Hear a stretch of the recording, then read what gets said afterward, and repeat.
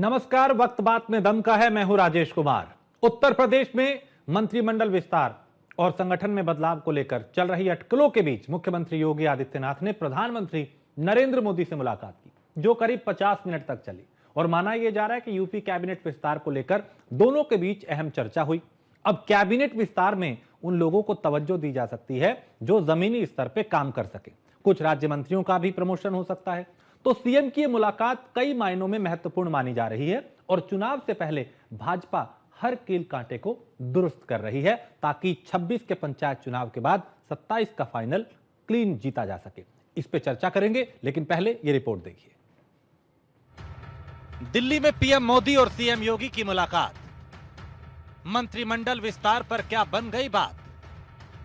पंचायत चुनाव में नई टीम के साथ सत्ता के सेमीफाइनल से 27 में बनेगी बात। 2027 में विपक्ष का बिगड़ जाएगा पूरा खेल। दिल्ली में मुख्यमंत्री योगी आदित्यनाथ ने प्रधानमंत्री से मुलाकात की। इस मुलाकात के बाद कई तरह के कयास लगाए जा रहे हैं।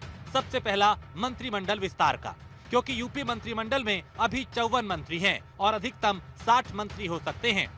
इसी लिहाज से 6 नए चेहरों को मंत्रिमंडल में शामिल किया जा सकता है। कुछ मंत्रियों को संगठन में भेजा जा सकता है, जबकि जातिगत समीकरण को भी साधने की कोशिश होगी। कहा जा रहा है कि पश्चिमी उत्तर प्रदेश से 3 चेहरों को मंत्री बनाया जा सकता है, जिसमें पूर्व प्रदेश अध्यक्ष भूपेंद्र चौधरी का नाम भी शामिल है। आज यूपी के सीएम श्री योगी आदित्यनाथ जी का दिल्ली दौरा हुआ, जहां पर वो भाजपा के राष्ट्रीय कार्यकारी अध्यक्ष नितिन नवीन जी से भी मिले और जेपी नड्डा जी से भी मिले। तो ये साफ संकेत देता है कि यूपी के अंदर कुछ बदलाव होने वाला है। जैसे कि बहुत दिनों से बातचीत चल रही है कि यूपी मंत्रिमंडल का विस्तार होगा, कुछ नए चेहरों को जगह दी जाएगी, कई नेताओं के, कई मंत्रियों के विभाग बदले जाएंगे। ये वास्तव में 2027 की तैयारी को देखकर है। इसमें गठबंधन के साथियों को भी खुश करना है और अपने जातिगत एजेंडा के तहत, जैसे पीडीए का नारा अखिलेश जी की पार्टी दे रही है, तो उस नारे को कुंद करने के लिए भी कुछ योजनाएं बनाई जा सकती हैं ऐसी, कि जिससे कि कुछ लोगों को कार्य विभाग बदले जाएं, कुछ लोगों को नए विभाग दिए जाएंगे। तो वर्तमान समय में 27 के समय में और कोई नई बात नहीं है। जब भी चुनाव होता है, कोई भी सरकारें होती हैं, वो इस तरीके का मंत्रिमंडल का फेरबदल करती आई हैं यहाँ पर। तो यही आने वाले कुछ हफ्तों में हमें देखने को मिलेगा कि यूपी के मंत्रिमंडल में फेरबदल होने जा रही है।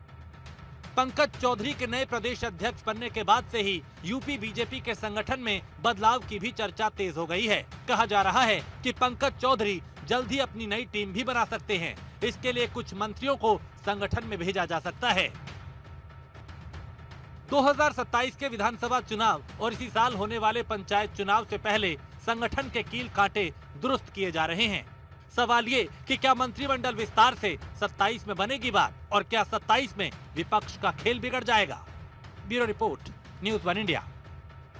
उत्तर प्रदेश के मुख्यमंत्री योगी आदित्यनाथ दिल्ली दौरे पर पहुंचे और इस दौरान उनकी मुलाकात प्रधानमंत्री नरेंद्र मोदी से हुई। ये मुलाकात प्रधानमंत्री आवास पर हुई और करीब 40 मिनट तक ये मुलाकात चली। इस दौरान इस मुलाकात को शिष्टाचार मुलाकात का नाम जरूर दिया गया, लेकिन इस दौरान कई राजनीतिक चर्चाएं भी हुई कि किस तरीके से भारतीय जनता पार्टी को उत्तर प्रदेश में पहले से भी ज्यादा मजबूत करना है।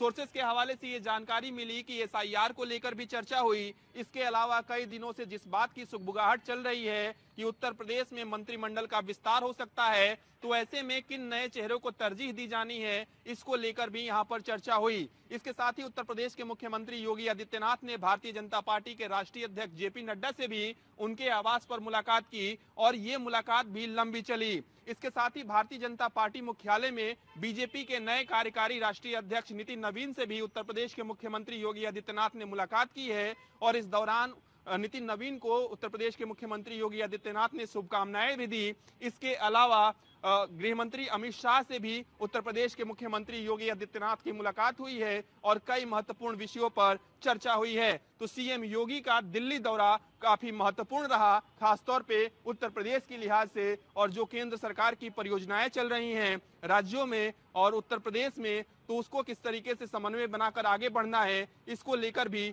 चर्चा हुई है। तो सीएम योगी का दिल्ली दौरा काफी महत्वपूर्ण माना जा रहा है। अनीस के साथ मैं पीयूष तिवारी, नई दिल्ली। तो मुख्यमंत्री योगी आदित्यनाथ का दिल्ली दौरा कई मायनों में बेहद अहम है। ऐसे वक्त में जब मंत्रिमंडल का विस्तार होना है, जब संगठन और सरकार में पार्टी में तालमेल को बेहतर करना है, जब नए प्रदेश अध्यक्ष ने कमान संभाली है, जब ब्राह्मणों का विवाद भी सुर्खियों में है, जब पीडीए की काट तलाशनी है, कई ऐसे मुद्दे फिलहाल इस मुलाकात के कई मायने निकाले जा रहे हैं। हमारे साथ एक वरिष्ठ पैनल जिसमें डॉक्टर रोहित सक्सेना है, नेता भारतीय जनता पार्टी के, रवि प्रताप सिंह है, प्रवक्ता है कांग्रेस के, जगदीश सिंह है, प्रवक्ता समाजवादी पार्टी के, और आशुतोष अग्निहोत्री जो कि कंसल्टिंग एडिटर इस वक्त हमारे साथ मौजूद है। आप सभी का बहुत स्वागत। शुरुआत रोहित भाई आप ही से आज की इस चर्चा की कि योगी आदित्यनाथ दिल्ली गए, कई दिग्गजों से मुलाकात की, इस मुलाकात पे सबकी नजर थी। अब मुलाकात हुई लेकिन बात क्या हुई, एजेंडा क्या था, मंत्रिमंडल या कुछ और?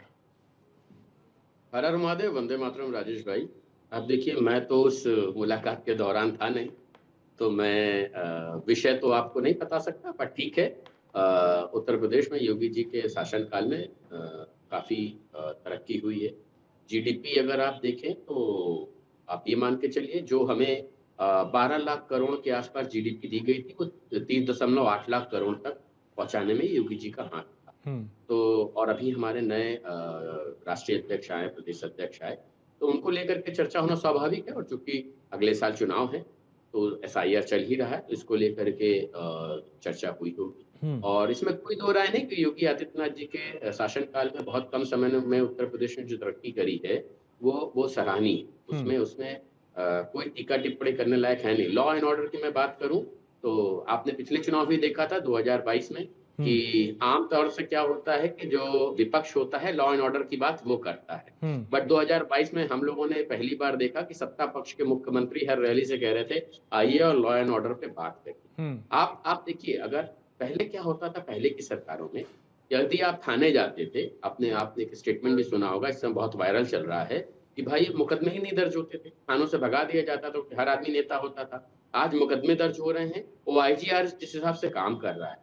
आप किसी भी मामले में, राजेश भाई, आप इसको रेंडमली चेक कर सकते हैं। आप आईजीआरएस किसी भी मामले में डालिए, आप देखिए 24 घंटे के अंदर आपके पास अधिकारी आपको कॉल करके या तो बुलाएगा या तो आपके पास आएगा। यानी तो परिवर्तन व्यवस्था में हुआ है, सिस्टम पारदर्शी हुआ है, कानून व्यवस्था बेहतर हुई है। लेकिन सवाल यही कि अब चूंकि इन दिनों उत्तर प्रदेश में एक चर्चा बड़ी आम है कि एक तो भाई ब्राह्मण नाराज हैं, एक ये नैरेटिव सेट किया गया, विपक्ष ने भी किया और कुछ प्रदेश अध्यक्ष ने भी करवा दिया। दूसरा ये कि भाई मंत्रिमंडल का विस्तार होना है, उस विस्तार से पहले दिल्ली में मुलाकात, ये माना जाए कि चुनाव से पहले हर कील कांटे को दुरुस्त करने की तैयारी है और पीडीए की काट भी निकाली जा रही है। देखिए राजेश भाई, है क्या, भारतीय जनता पार्टी एक ऐसी पार्टी है जो कि चुनावों के समय चुनाव की तैयारी नहीं करती, वो इलेक्शन मोड में रहती है। वो हमेशा इस बात पे ध्यान रखती है कि उसको कब इलेक्शन होगा और कब कहाँ जाना है। तो इन लोगों की तरह इलेक्शन के अनाउंसमेंट के बाद हम लोग दौड़ते नहीं हैं। हम पन्ना स्तर पे आप देखते होंगे, अगर कोई पन्ना स्तर पर काम करने वाली पार्टी है तो भारतीय जनता पार्टी है। और हमारा संगठन बहुत मजबूत है, संगठन काम करता है, संगठन को लेकर चर्चा होना स्वाभाविक है। चुनाव होने हैं तो इसको भी लेकर के चर्चा अगर हुई होगी, बहुत अतिशयोक्ति नहीं है। ठीक। और योगी जी की सराहना भी हुई होगी, जिस तरह से उन्होंने कुंभ कराया और माघ मेला का शुरुआत जैसे हुई, 28 लाख लोगों ने पहले दिन में स्नान किया, तो ये भी प्रशंसा का विषय है, इसको भी लेकर चर्चा हुई होगी। और धर्म से जीडीपी को बढ़ाने का एक नया फॉर्मूला योगी जी ने दिया है, मुझे लगता है बहुत बड़ी नजीर प्रस्तुत। ठीक है जगदीश जी, चूंकि पीडीए की काट भी कहीं ना कहीं भारतीय जनता पार्टी खोजने की कोशिश कर रही है और इस मंत्रिमंडल विस्तार को उस नजरिए से भी देखा जा रहा है कि भाई उसमें कैसे एक नैरेटिव जो आप सेट हुआ, या यूं कहें कि चूंकि विपक्ष ने भी कई मुद्दे उठाए, भी ब्राह्मण नाराज हैं, उधर प्रदेश अध्यक्ष का बयान आ गया तो मामला और गर्मा गया। अब योगी जी दिल्ली में हैं, क्या ये मंत्रिमंडल विस्तार आपको लगता है कि भाई आपके पीडीए को ध्यान में रख के ही बीजेपी बनाएगी और आपकी मुश्किलें बढ़ सकती हैं उससे? देखिए राजेश जी, इनसे ब्राह्मण नाराज है कि कौन नाराज है, मगर असली बात यह है कि इनसे जनता नाराज है। जिस तरह से किसानों को खाद नहीं मिली, किसानों का न्यूनतम समर्थन मूल्य नहीं मिला, किसानों का उत्पीड़न हुआ, अपमान हुआ, लाठीचार्ज हुआ, जिस तरह से बेरोजगार नौजवान, इन्होंने सारी परीक्षाओं में घपला कर दिया कि वो सारी परीक्षाओं, बेरोजगार नौजवान हुआ, बड़ा भ्रष्टाचार, जल जीवन मिशन के नाम पे देश को भारतीय जनता पार्टी ने लूट लिया। तो पीडीए और नहीं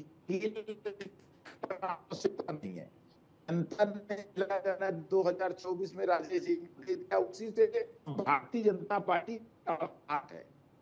और ये है कि अब 2027 अब ये 2025 जगदीश जी, थोड़ा सा ऑडियो डिस्टर्ब हो रहा है, आवाज साफ नहीं आ पा रही। मैं दोबारा आपके पास आऊंगा और शायद अभी रवि जी भी हमारे साथ नहीं है, लेकिन आशुतोष जी नहीं, मैं हूं आपके साथ। ठीक है, फ्रेम चला गया था, आपको आवाज मिल रही है, ठीक है। सवाल आप ही से सर, ये जो अभी मुलाकात है, इससे आप विपक्ष किस नजरिए से देख रहा है? क्योंकि देखिए कई मुद्दे हैं जिसपे मंथन भाजपा में चल रहा है, और सबसे बड़ी बात है कि विपक्ष की काट कैसे 27 से पहले करनी है। राजेश जी, निश्चित रूप से ये इनका मंथन चल रहा है, ये इनकी हताशा का एक प्रतिमूर्त रूप है। मैं ऐसा क्यों कह रहा हूं, इसको आप जरा समझने का प्रयास करिए। क्रोनोलॉजी की बात कर रहा हूं। आज योगी जी दिल्ली में हैं और आज ही पंकज चौधरी जी गोरखपुर में, जबकि पंकज चौधरी जी और योगी जी एक मंच पे कभी देखे नहीं कि अभी पिछले दिनों सिर्फ इन्होंने एक आशीर्वाद लिया था पंकज चौधरी को। तो ये भाजपा ने सत्ता का विकेंद्रीकरण किया था। अब मैं आपसे पूछना चाहता हूं कि जिस कुंभ की अभी बात हो रही थी, उसी कुंभ में भगदड़ में कितने लोग मर गए, इसका डेटा आज तक घोषित रूप से सार्वजनिक न हुआ, न लोग जान पाए। सरकार के कुछ और आंकड़े हैं, लेकिन वस्तु स्थिति कुछ और है। लोग ढूंढ रहे हैं, करीब 600 लोग अभी भी अपने परिजनों को पा नहीं पाए। दूसरी बात है कि आपने अभी गुजरात में पूरा मंत्रिमंडल बदल दिया गया था, पूरा का पूरा मंत्रिमंडल, और मंत्रिमंडल बदलने के बाद भी गांधीनगर में गंदा पानी जा रहा है, मौतें हो रही हैं। 150 लोग वहां पे भी हैं जो डायरिया के, इसके टाइफाइड के शिकार हुए हैं, सोलेमन टाइफी बैक्टीरिया कारण, जो कि मल में होता है।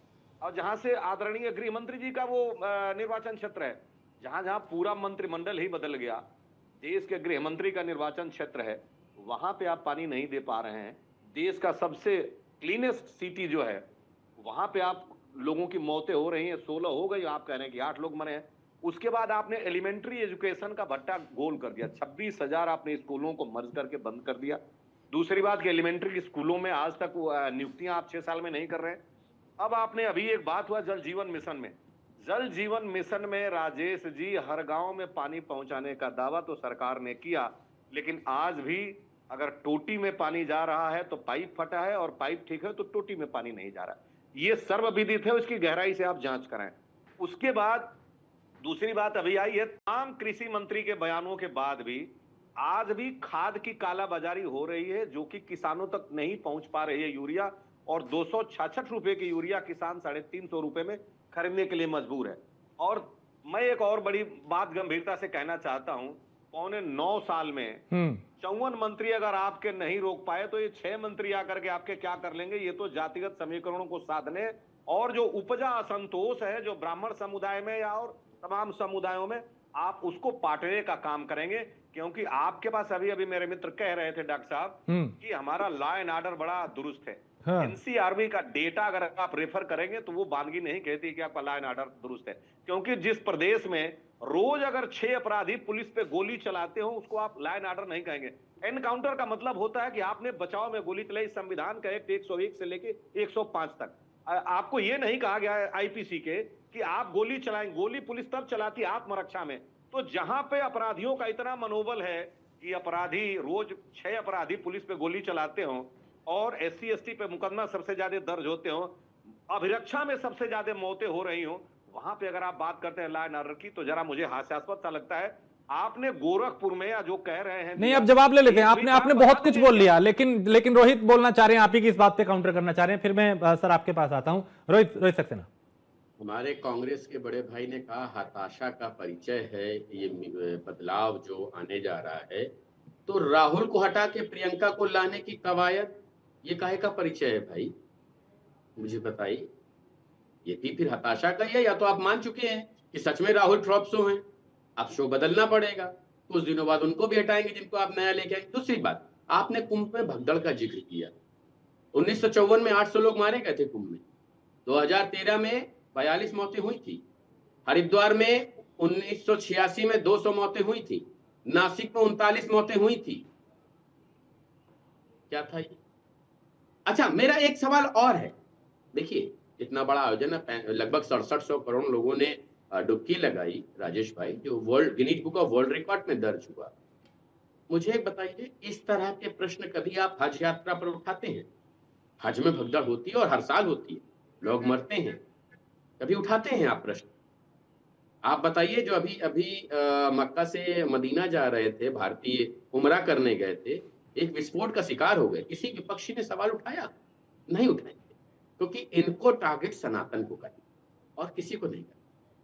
जहां रवि जी, सनातन की बात आएगी, हाँ। वहां राहुल जी कह देंगे लड़कियां छेड़ने जाते हैं लड़के, और उसके साथ गठबंधन कर लेंगे जो सनातन धर्म को तो बीमारी थोड़ा बताएगा। भटक रहे हैं, मुद्दे से इनके भटक रहे हैं। नेता रामचरितमानस की प्रति फाड़ देंगे, हाँ। जला देंगे, सिर्फ सनातन के प्रति, किसी और के प्रति नहीं। रवि प्रताप, एक छोटा सा जवाब, फिर मैं आपके पास आ रहा हूं सर, जल्दी से रवि जी। राजेश जी, जब व्यक्ति को वर्तमान में कुछ बताने के लिए नहीं होता है तो वो भूत का सहारा लेता है। डॉक्टर साहब कह रहे थे, सर आरपी सर, इतिहास आईना दिखाने के लिए होता है, और एनसीआरबी का डेटा की आप बात कर रहे हैं, एनसीआरबी का डेटा तभी होता है जब मुकदमे दर्ज होते हैं। मुकदमे दर्ज नहीं होंगे, थाने से भगा दी जाएगी, तो एनसीआरबी के डेटा में कुछ सर नहीं आएगा। आपने बोला तो मेरे को भी कर लीजिए सिंह साहब। सर मुझे भी आईना दिखा लेने दीजिए। अरे दिखाइए ना। तो दिखा लिया सर, मैंने तो देखा। दिखाइए। मैं कह रहा हूं रोहित जी, आपने कहा कि जब हज में मौत होती है तो क्या आप प्रश्न पूछने जाते हैं? वहां मौतों का आंकड़ा छुपाया नहीं जाता है सक्सेना जी। अगर छुपाया जाता तो निश्चित रूप से, मैं आपसे आधिकारिक रूप से पूछना चाहता हूं कि अगर उसी कुंभ में जिनके परिजन गए थे 886 के वेयर अबाउट अभी तक नहीं है, जो आपके यहां दर्ज है कि कहां गए, उसको आप क्या जवाब देंगे? मैं जानना चाहता हूं आपसे। 886 कह रहा हूं, विषयांतर हो रहे हैं। अभी देखिए मुद्दा क्या चल रहा है सर, आप कुंभ पे चले गए, इस पे बहुत चर्चा हुई थी। छोड़ दीजिए। मैं ये कहना चाहता हूं हाँ। कि निश्चित रूप से जो तमाम समुदाय आपसे नाराज हो रहे थे, हाँ। और आप आज क्रोनोलॉजी की मैंने बात किया, जरा बता दीजिए कि पंकज चौधरी गोरखपुर में, योगी जी दिल्ली में, क्यों? क्या आगे पीछे नहीं हो सकता था? ये दिखाती है कि सत्ता का विकेंद्रीकरण कैसे होता है। दूसरी चीज, अगर आप 6 मंत्री वहां बना भी देंगे, तो वो मंत्रियों के पास अलादीन का चिराग है कि तमाम उत्तर प्रदेश की तमाम सुविधाओं से आपको उपलब्ध करा देंगे, और तमाम जो आपकी अव्यवस्था है उसको खत्म कर देंगे। आप चलिए लखनऊ के 2 अच्छे काम बता दीजिए, जिसको एक आपने राष्ट्र का वो प्रेरणा सब उसको छोड़ करके हम नाम लेके कह पाएंगे आपने क्या किया।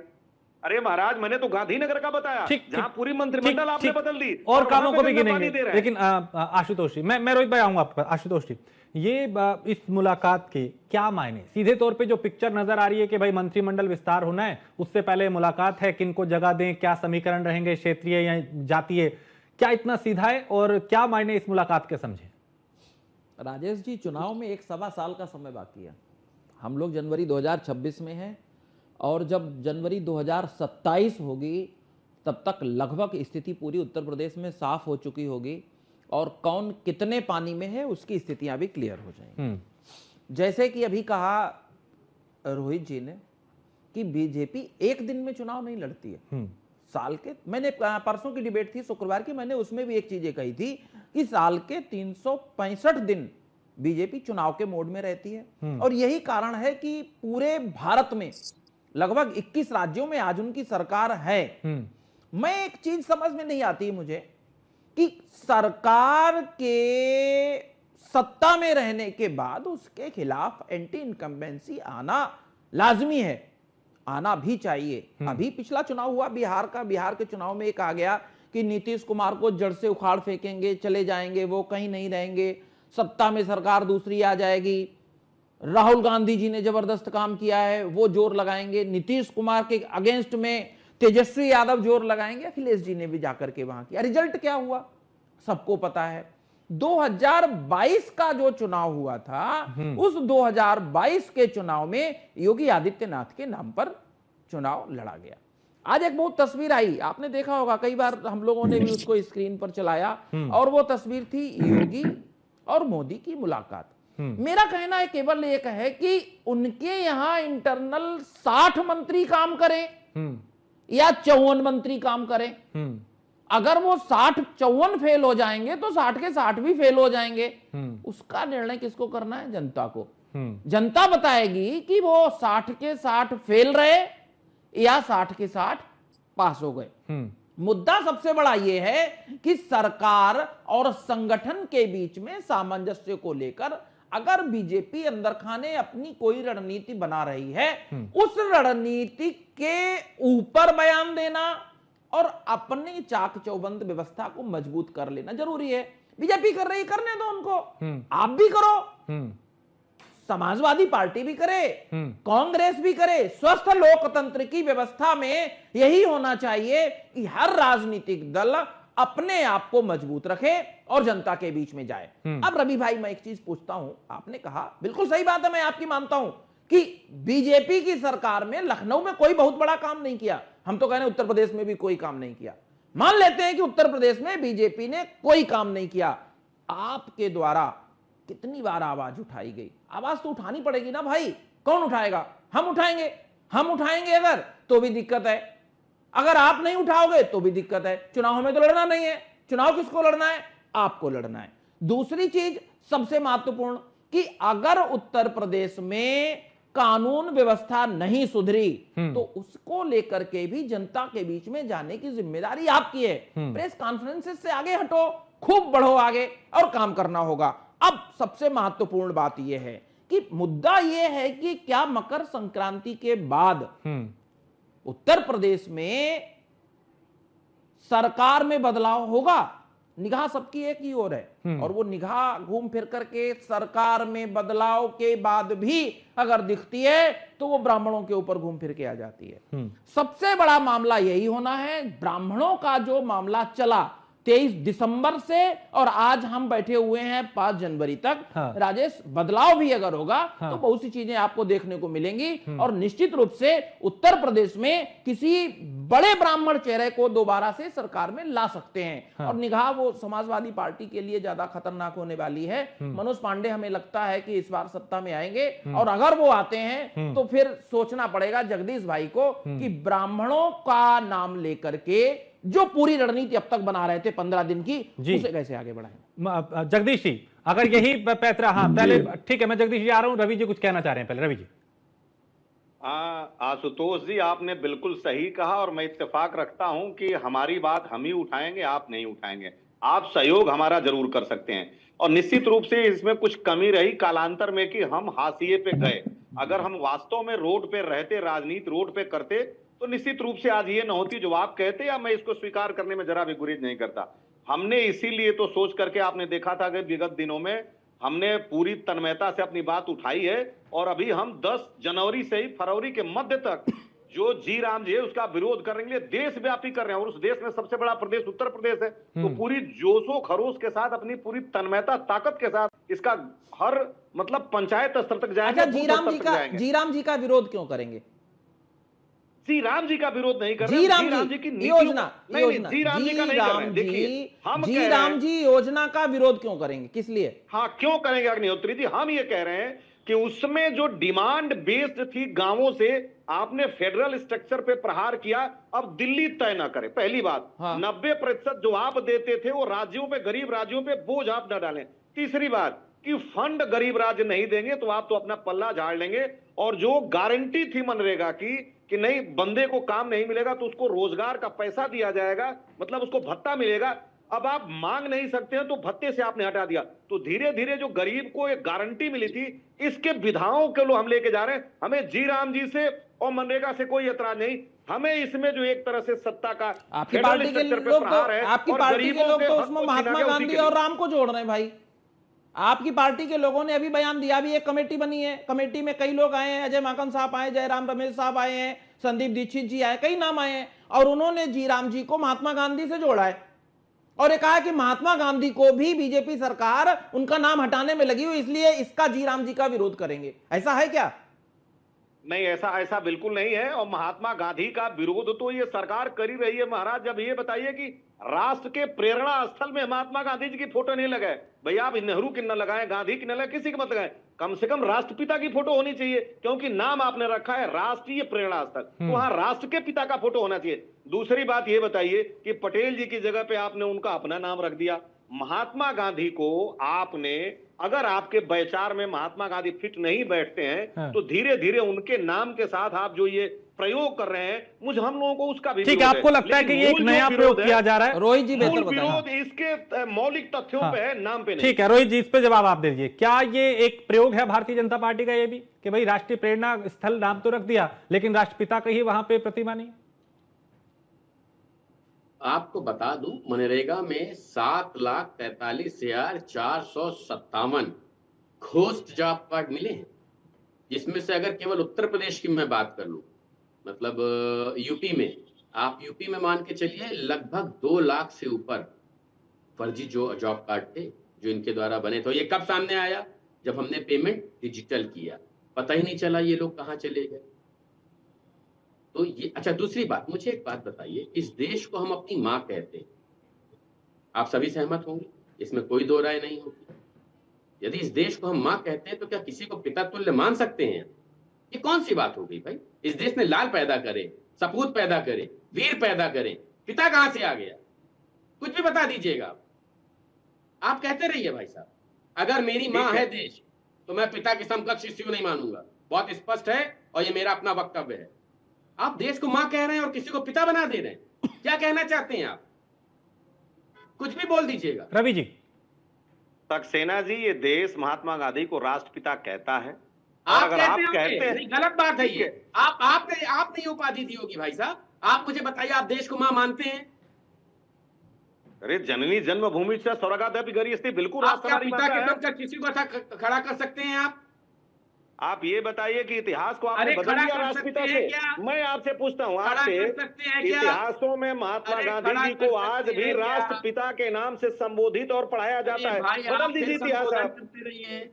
ये अरे तो देश बदल दीजिए सपूत ना। पैदा आप करता है, हैं 12 साल से भाई, बदल लाल दीजिए। पैदा करता है, कह दीजिए वीर कि पैदा बदल रहे हैं। करता है। ये देश हमारी सक्सेना माँ है। जी, सक्सेना आप जी, पिता अच्छी के बात है। समकक्ष किसी को मत चलिए, खड़ा कम से करिए, कम बड़ा आप कह पीड़ा दीजिए दायक कि हो हम उनको- जाता है। आप देखिए, कह दीजिए महात्मा कि गांधी राष्ट्रपिता नहीं सम्मानित मानते है, हैं। इसमें कोई दो राय नहीं है। महात्मा बात है। गांधी जी का सम्मान है, इसमें भी कोई दो राय नहीं है। मतलब वो उनका राष्ट्रीय एक स्तर अपना पे भी रहने योगदान लायक रहा है नहीं है। भारत के इतिहास में, इसमें भी दो राय नहीं है। लेकिन वो- मैं क्षमा चाहूंगा, अगर ये देश मेरी माँ है हाँ। तो पिता कोई नहीं हो सकता। मैं आपसे एक प्रश्न पूछना चाहता हूं सक्सेना जी। मैंने जवाब पूरा क्या दे दिया राष्ट्रीय- ठीक है, राष्ट्रीय प्रेरणा स्थल में क्या महात्मा गांधी के कद के बराबर इन तीनों का कद है, या इनका कद महात्मा गांधी से बड़ा है? बस इतना बता दीजिए। मैंने क्या कहा? महात्मा गांधी का अपना कद है, कद इनसे बड़ा उनका है क्या? योगदान छोटा अलग है, उनका योगदान आपकी अलग नजर में है, मैंने क्योंकि क्या आपने कहा? सावरकर को भी सुनिए उनसे ना, बड़ा आप दिखा दिया था। आप जब बोलेंगे तो सुन नहीं पाएंगे। जैसे मैंने आपको सुना, आप मुझे सुनिए। महात्मा गांधी जी का सम्मान अलग है, उनका योगदान अलग है, उनका एक इतिहास अलग है। लेकिन मैं क्षमा चाहूंगा ये कहते हुए, उस apart from the respect towards the respected Mahatma Gandhi ji, कि मेरा देश मेरी माँ है, मैं उसके समकक्ष पिता नहीं खड़ा कर सकता। आप जो उपाधि देना चाहें आप दीजिए, उसमें कोई दो राय नहीं। ठीक है, वापस लेकिन मुद्दे वो पे सम्मानित जगदीश जी, नहीं, क्योंकि एक चीज इसमें एक चीज मैं एक कहूंगा। मिनट राजेश जी, हाँ। एक मिनट। अंग्रेजी में कहावत होती है बिटवीन द लाइन। अब मुझे इससे ज्यादा नहीं कहना कि आपने महात्मा गांधी के बारे में क्या कहा और कैसे कहा। आपकी 12 साल से सरकार अगर ऐतराज है तो आप जैसे अभी नहीं, वंदे मैं मातरम उस पे तरफ चर्चा जाना नहीं कराए, चाह रहा, मैं डिरेल इसमें मुद्दे को एक करना मिनट, चाह रहा। एक मिनट डिरेल मत होइए। आप एक मिनट इसमें भी चर्चा करा देते कि महात्मा गांधी को राष्ट्रपिता कैसे कहते हैं, और राष्ट्रीय प्रेरणा स्थल में आपने नाम उनका फोटो नहीं लगाया। ये रवि तो भाई- प्रतिदर्श हो रहा है। रवि भाई, निश्चित रोहित रूप जी, से- रवि भाई, रोहित जी, इसमें मैं एक चीज आपका संशोधन करूंगा। राष्ट्रपिता भारत सरकार के द्वारा दी गई कोई लिखित उपाधि नहीं है। आप कहीं भी देखिए जाकर, बिल्कुल। किसी भी जगह एक भाव था। सुभाष चंद्र बोस ने सबसे पहले कहा, उनको उपाधि दी राष्ट्रपिता की, पहली चीज। और उसके बाद में जब उनकी मृत्यु हुई, महात्मा गांधी की जब मृत्यु हुई, तो जवाहरलाल नेहरू ने रेडियो से प्रसारित संदेश में यह कहा था कि राष्ट्रपिता अब हमारे बीच में नहीं रहे। मतलब उन्होंने कहा और लोगों ने उनको मानना स्वीकार कर दिया। तो ये आपकी अपनी स्वीकारोक्ति हो सकती है। आप गांधी जी को गांधी जी के नाम से माने, गांधी जी को राष्ट्रपिता जो मान रहे हैं उनको मानने दो, आप मत मानो, कोई जबरदस्ती नहीं है। लेकिन अगर वो भाव था किसी के प्रति, तो भाव होता है। कहते नहीं ना, अगर कोई व्यक्ति बड़ा मिल गया, बुजुर्ग, तो आप ये कह देते हैं ना कि आप पिता तुल्य हैं। पिता होना और पिता तुल्य होना जमीन आसमान का अंतर होता है। जैसे हम किसी को मां कहते हैं, तो आप मेरी मां के समान हैं, हम ये कहते हैं। आपके अंदर भाव होता है। मुद्दे को मत भटकाइए, ये मुद्दा दूसरी तरफ चला जाएगा। हमारा उद्देश्य है आज के समय में, रोहित जी, रवि जी, दोनों लोग, हमारा उद्देश्य केवल उत्तर प्रदेश की जो आज के समय की सियासी व्यवस्था है, राजेश जी, हम उस व्यवस्था की बात कर रहे हैं। बिल्कुल, मैं इसीलिए कह रहा हूं कि उस तरफ अगर जाएंगे ना गांधी पे चर्चा या राष्ट्रपिता पे, तो एक अलग विषय हो जाएगा। अभी वापस मुद्दे पे जगदीश जी, क्योंकि इधर उधर की बात नहीं। 10 सेकंड राजेश जी, हाँ केवल 10 सेकंड। हाँ, बोलिए सर, जल्दी से।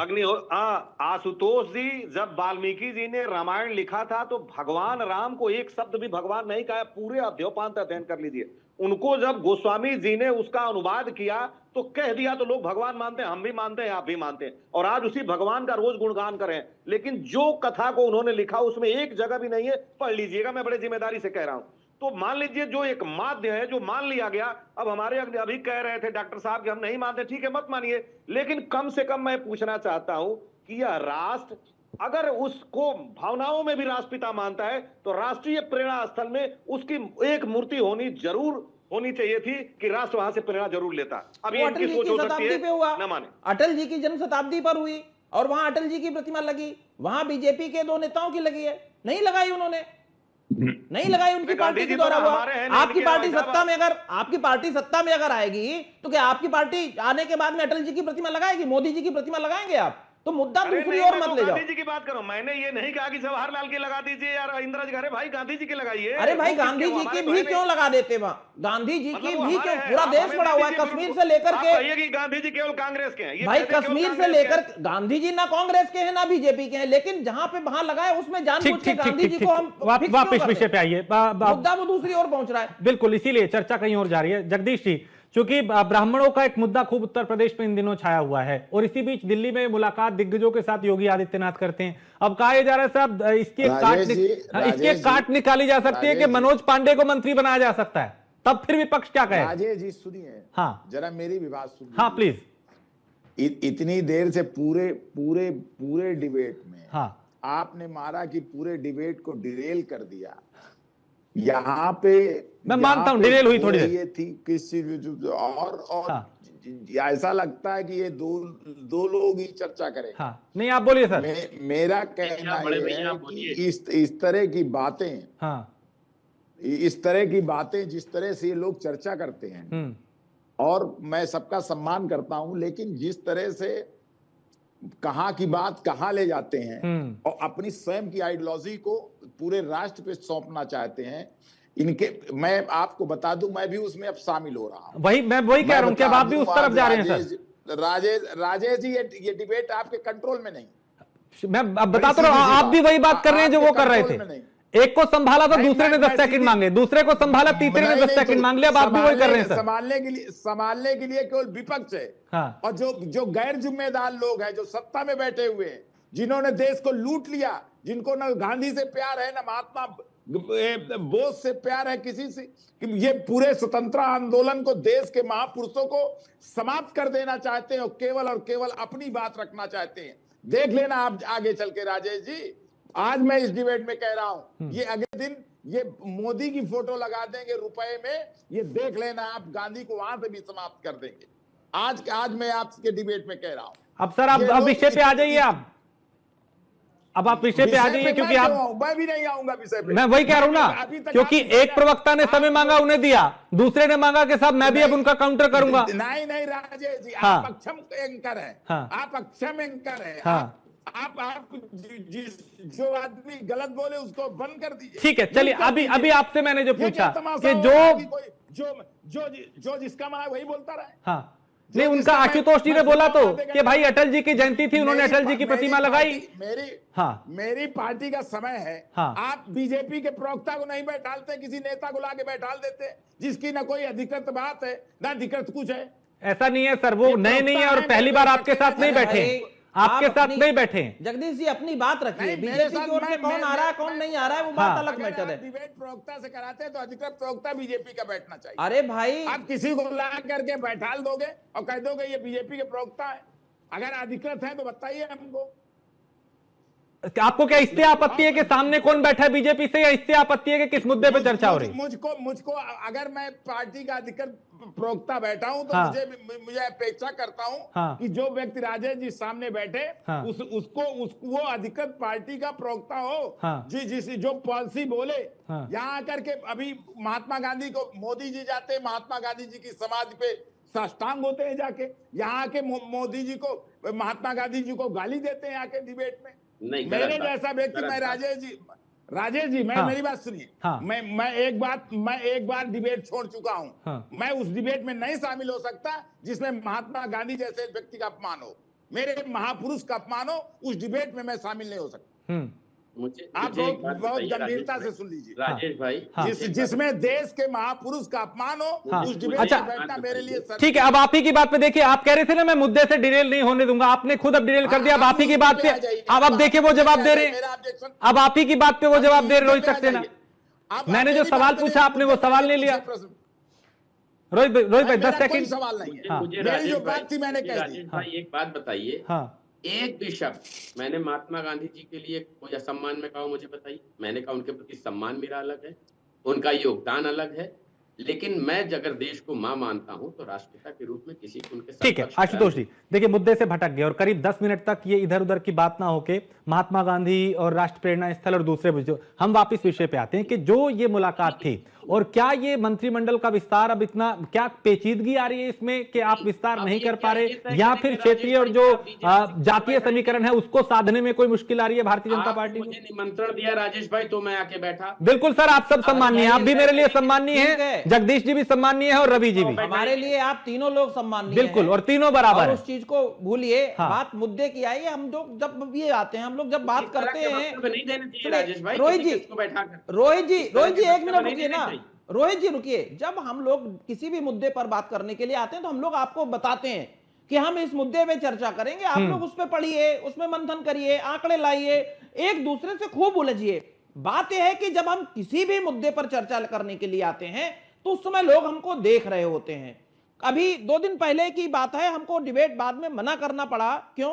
क्योंकि आप लोगों की बात हुई, बहस हुई और उसके बाद में असंसदीय शब्दों का भी इस्तेमाल हुआ। मैं ये कह रहा हूं कि अगर उसको हम आगे पोस्ट कर देते तो आपके लोगों के राजनीतिक दलों के प्रतिनिधियों को भी जवाब देते नहीं बनता। आपके बच्चे सुन रहे थे वहां पर, और जगदीश आपके जी घर आपके के भी लोग पार्टी होते। के सम्माननीय प्रवक्ता थे क्या जिन्होंने बोलते? सार्वजनिक गाली दे दी थी, मुद्दा तुरंत ये मैंने है डिबेट कि- खत्म कर दी थी। मुद्दा यह है कि ऐसे भी प्रवक्ता आ 2027 जाते के हैं। चुनाव को लेकर के आप लोग कितने सजग हैं, कौन कितना मजबूत है, और आज अरे योगी जी, अगर हम- गए हैं वहां पर तो उसमें नहीं। क्या हो सकता है? हम लोग अपनी बात कहने वाले हैं। हाँ अगर हमको नहीं अच्छा लगेगा तो आपका डिबेट छोड़ देंगे। हाँ नहीं, आप डिबेट मुझे नहीं, छोड़ने के राजेश लिए जी आप हम लोग स्वतंत्र हैं गाली देने वाले व्यक्ति हैं। हम भाई। नहीं, सीरियल जगदीश लायर जी, हैं। हाँ। और जगदीश जी इस मैं जो तरह कह की रहा हूं, बात आप गलत यहाँ बैठने कि के जो लिए चीज नहीं- सम्मान सहित हमने आपको बुलाया है, आप बैठेंगे। जाने के लिए हर कोई स्वतंत्र है, किसी को जबरदस्ती नहीं रोका जा सकता। बिल्कुल, आशुतोष मेरा जी, आप सब मैं- लोगों से आ- विनम्र निवेदन यही है कि जब हम डिबेट में आए तो हम पर्सनल ना हो, किसी भी व्यक्ति के ऊपर पर्सनल कमेंट नहीं होना चाहिए, पहली चीज। दूसरा, शब्दों की गरिमा अगर हम बना करके रखेंगे, आप खूब अपने तथ्यों से करिए। मतभेद होना चाहिए, मनभेद नहीं होना चाहिए। अब बात आती है सबसे बड़ी महत्वपूर्ण, चलिए हम आगे बढ़ते हैं। वापस मुद्दे पे राजेश जी, आपने मुद्दे पे। बताया हाँ। कि अभी बात हुई, यूपी में अभी नए नए प्रदेश अध्यक्ष बने हैं। हाँ। ठीक है, हाँ। पंकज चौधरी, और पंकज चौधरी के प्रदेश अध्यक्ष बनने के बाद उत्तर प्रदेश में चुनाव से ठीक पहले बीजेपी का सांगठनिक चेहरा निश्चित रूप से बदला ही जाना है। उसका कारण यह है कि भूपेंद्र चौधरी जी जब आए, अपना वो पूरा कार्यकाल लेकर के चले गए, लेकिन स्वतंत्र देव जी के समय की जो कमेटी बनी हुई थी, उसी कमेटी ने लगभग पूरा काम किया। बीजेपी कहते हैं पश्चिम उत्तर प्रदेश अगर आप साध लेंगे तो निश्चित रूप से यूपी साध लेते हैं, और जो यूपी साध लेता है वो केंद्र की सत्ता में पहुंचता है। क्योंकि लड़ाई उत्तर प्रदेश की है 27 में, तो पश्चिम को जो मजबूत करना है वो बीजेपी के लिए बहुत महत्वपूर्ण बन जाता है। और बीच में एक कोढ़ में खाज की जो बात आ गई, वो महत्वपूर्ण हो गई 23 दिसंबर की ब्राह्मणों की बैठक। सपा ने उस मुद्दे को लपका, और लपकने के बाद में उसको उस स्थिति तक लेकर के पहुंच गए कि आज भले ही ऊपर से कुछ नहीं कहा जा रहा है, लेकिन बीजेपी के बड़े नेताओं को भी यह महसूस हो रहा है कि अगर अभी नहीं संभाला तो जो हल्का सा छलका है वो टूटने की कगार पर पहुंच जाएगा।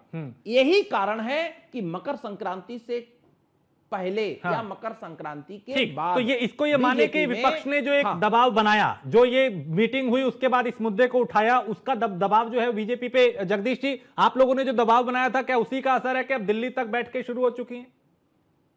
राजेश जी, बड़ी ईमानदारी से कहना चाहता हूं कि हम लोगों का कोई दबाव है, न सुझाव है, न कोई कंसर्न है। ये भारतीय जनता पार्टी का अपना मामला है। भारतीय जनता पार्टी के विधायक नहीं, भारतीय जनता पार्टी से जनता जन नाराज है। राजेश जी, उसकी वजह क्या लगती है सर आपको? अगर आप कह रहे हैं जनता नाराज है तो उसकी बड़ी वजह क्या हो सकती है? क्योंकि वो तो कह रहे हैं चारों ओर खुशहाली। बड़ी वजह सुन लीजिए राजेश, बड़ी वजह बता रहा हूं।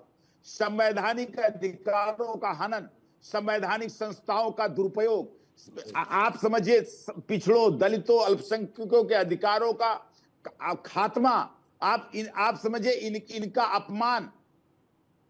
69,000 शिक्षकों में आरक्षण लूट लिया गया, पिछड़ों और दलितों का आरक्षण लूटा जा रहा है, बेईमानी की जा रही है।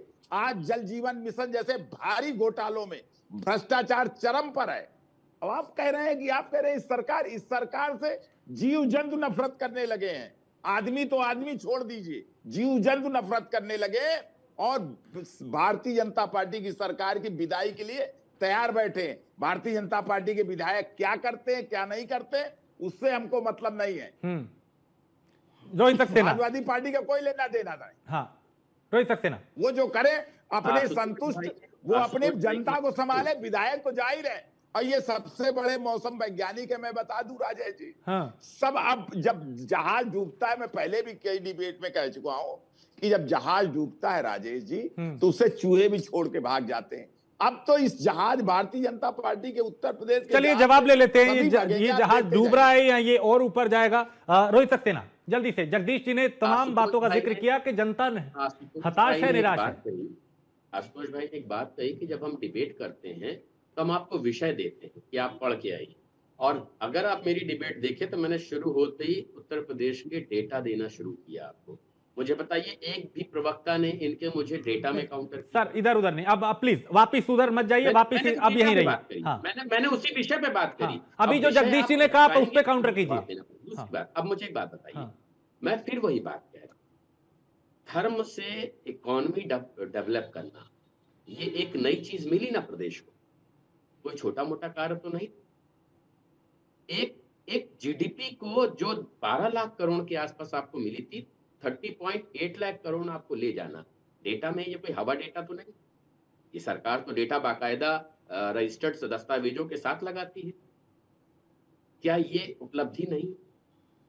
उत्तर प्रदेश में माफिया राज की अगर आप बात करें तो जितने ऑर्गेनाइज्ड वो चीजें चल रही थी, अपहरण का कारोबार, कट्टे का कारोबार, नशीले पदार्थों का कारोबार, खात्मे पे हो गया ना। आज वही बच्चे जो उसमें लगे हुए थे। और अगर शिक्षा की बात करूं, देखिए एक और आपको बात बताऊं, 14 के पहले जो शिक्षा का प्रतिशत, अगर मैं उत्तर प्रदेश की बात करूं भाई आप ये आंकड़े तो गिनवा रहे रोहित सक्सेना। समाजवादी पार्टी ये कह रही है कि बीजेपी का जहाज अब डूब रहा है और 24 के बाद 27 में भी हाल बेहाल होने वाला है, इसलिए अब दिल्ली तक मैराथन बैठ के शुरू हो गई है। सीधा सा आरोप ये लग रहा है। कौन डूबा बिहार में? कहा ना कौन डूबा, यही डूबे। 2022 में अखिलेश जी ने कहा था ना कि हम 400 सीटें लेकर के आएंगे, 3 सीटें छोड़ देंगे। क्या स्थिति थी? देखिए आप कुछ भी कहिए, तो सर आपकी तरफ से भी कहा गया था अब की बार 400 पार। तो मोदी जी ने बोला ना कि भाई जिस समय हमने कहा 400 पार, उसमें से कोई भी विपक्ष नहीं कह रहा था हम जीतेंगे, सब कह रहे थे कुछ भी हो जाए 400 तो नहीं आएंगी, 400 तो नहीं आएंगी। किसी ने ये नहीं दावा, और सच में किसी विपक्ष ने दावा नहीं किया नहीं हम बेहतराम सरकार बना रहे हैं। रवि प्रताप टीवी पे आके कह रहा था नहीं 400 तो नहीं आएंगे। रवि जी। राजेश जी, अभी जो जगदीश सिंह जी कह रहे थे कि प्रवक्ता बैठे, तो उनका कहने का एक टेक्निकल आशय ये था कि यदि प्रवक्ता कुछ कहता है तो पार्टी उसके लिए अकाउंटेबल होती है, वो पल्ला नहीं झाड़ सकती। आज मेरे भाई डॉक्टर साहब कुछ कहेंगे और कल अगर आप उसको कोट करेंगे तो पार्टी कहेगी कि उनका व्यक्तिगत बयान हो सकता है क्योंकि हमारे आधिकारिक प्रवक्ता नहीं है। तो ये सोच के बड़ी जिम्मेदारी से जगदीश जी ने कहा था। अभी मेरे भाई कह रहे थे कि हमने सब कुछ ठीक कर दिया, धर्म के नाम पे हमारी अर्थव्यवस्था बढ़ रही है। मैं आपको याद दिलाना चाहूंगा, हमारे जो पड़ोसी थे, एक दिन पहले जब आजाद पाकिस्तान हुआ तो 1980 तक हमारे पर कैपिटा इनकम से दूना उसका इनकम था, लेकिन वो बर्बाद हो गया धर्म में पढ़ करके। बांग्लादेश खत्म हो रहा है धर्म में पढ़ के, नेपाल बर्बादी के कगार पे आया धर्म में पढ़ करके। तो जब भी राजनीति में धर्म का समावेश होता है, पतन अवश्यंभावी हो जाता है। इसलिए हमको यह है कि यह देश धर्मनिरपेक्ष था, जहां गंगा जमुनी तहजीब चलती थी, जहां रहीम भी उतने ही आदरणीय थे जितने राम आदरणीय थे, और सब लोग एक दूसरे के साथ मिल बैठ करके काम करते थे। आजादी में सबने कंधे से कंधा मिलाया। मैं एक दिन आपके टीवी पे ही कहा था कि 20% आबादी के बाद भी 40% मुसलमानों ने आजादी की लड़ाई में अपना योगदान दिया और शहीद हुए। तो सबने मिल करके जो काम किया, उतनी बेबाकी से आज अगर हम काम करते तो निश्चित रूप से आप जो कह रहे हैं कि धर्म के साथ आप बढ़ा लेंगे, इतिहास नहीं कहता। आपने कहा कि आईना दिखाया जाता है, हमारे पड़ोसी कह रहे हैं कि व्यक्ति इतिहास से सीखता है कि कभी धर्म से किसी देश आगे नहीं बढ़ा। अब आपने कहा कि लोग चुन रहे हैं, वेनेजुएला का मैं उदाहरण देता हूं, वहां पे भी चुनाव अपने यहां जैसे हुआ था जब काउंटिंग रोक दी गई थी। फिर विषय से भटक रहे हैं सर, अभी वेनेजुएला नहीं, फिर विषय से आप भटक रहे हैं। हाँ, रोहित सक्सेना आप ही की बात पे कुछ कह रहे हैं, फिर मैं आशुतोष से आपके पास। मैं ये कह रहा हूं कि आपकी पार्टी है, आप 24 घंटे राजनीति में रहते हैं, चुनाव में रहते हैं, निश्चित रूप से आप करिए, उससे हमको कोई लेना देना नहीं है। हमें अपना आत्मसात करना है कि हम कैसे आपका सामना करेंगे, हम कैसे रोड पे जा करके आपकी गलत चीजों का प्रदर्शन करें। नहीं तो सड़क पे भी तो आप लोग नहीं आ पा रहे ना भाई। टीवी पे बैठ के तो आप कह रहे हैं कि ये नहीं हुआ, वो नहीं हुआ, वो नहीं हुआ, लेकिन जनता के सामने विकल्प क्या है? अगर आप सड़क पे नहीं आएंगे, और अब तक तो हमें वैसा दिखा भी नहीं कि साहब इस मांग को लेके कोई विपक्ष आया हो और फिर कह रहा हो कि साहब देखिए ये कहा था, ये नहीं हुआ, तो प्रेस कॉन्फ्रेंस कर देना, बयान दे देना, टीवी पे आके सिर्फ कह देना, इससे तो जनता नहीं आपके पक्ष में आने वाली। देखिए, जैसे हमने कहा कि एक बहुत व्यापक रूपरेखा हमारी तैयार हुई है 10 जनवरी से लेकर के फरवरी मध्य तक की, और उसके लिए हम जन जन तक पहुंचेंगे। और बीच में जो आपने वोट चोर गद्दी छोड़ के भी देखी थी, हमने पूरा प्रयास किया। ये अलग बात है कि कहां तक लोग कनेक्ट हुए, कहां तक नहीं हुए। प्रयास हमारा संपूर्ण रहेगा, अपनी ताकत भर संपूर्ण प्रयास करेंगे और इनकी गलत नीतियों का आईना दिखाएंगे और जन जन तक पहुंचने का प्रयास करेंगे, संगठन को मजबूत करेंगे। देखिए, शायद मेरी बात रवि भाई पूरी तरह से या तो सुन नहीं पाए या समझ नहीं पाए। मैंने ये नहीं कहा देश धर्म से चलेगा, मैंने कहा यूपी में धर्म से इकोनॉमी बढ़ाने का एक नया फॉर्मूला मिला। मेरे एग्जैक्ट स्टेटमेंट ये थे, जिससे एक बहुत बड़ा सक्सेना जी देखिए, मैंने यही बात कही। आपने बोल लिया, अभी सिंह साहब अभी फिर समय खत्म हो जाएगा, बहुत लास्ट स्टेज पे हम लोग।